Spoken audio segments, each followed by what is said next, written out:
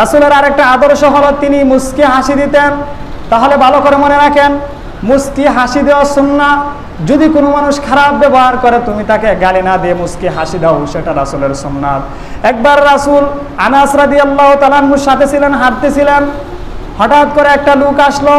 আসার পর রাসূলের খাদ মুবারকের মধ্যে একটা চাদর ছিল।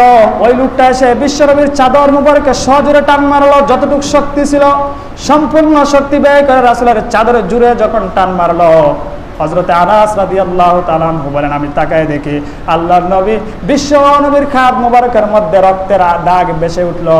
এত জোরে টান মেরে রাসূলকে বলে, ইয়া মুহাম্মদ, আমাকে কিছু দাও। আশ্চর্যের বিষয়, কেমন লাগতো আপনার কাছে?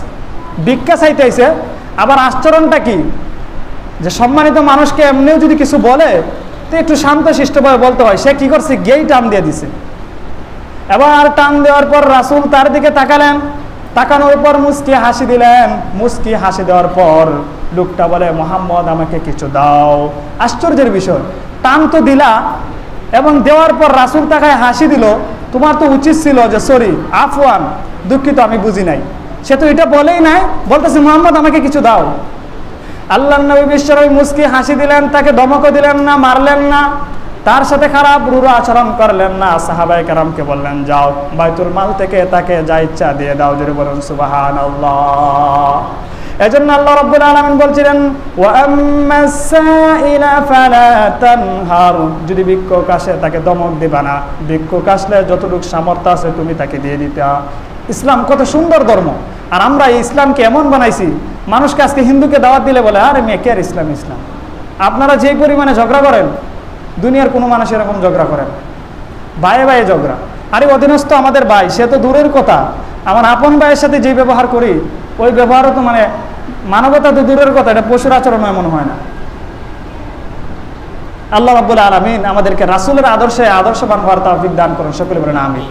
ঘটনা শুধু শুনলে হবে না, সুবহানাল্লাহ আলহামদুলিল্লাহ বললে হবে না। এই আলোচনার উদ্দেশ্য কি? নিজের মধ্যে গেঁথে নেওয়া। আমার পরিবর্তনের চেষ্টা করতে হবে। তোমার পরিবর্তন হওয়ার জন্য চেষ্টা লাগবে, মানে চেষ্টাই নাই। আমরা শুধু শুনি।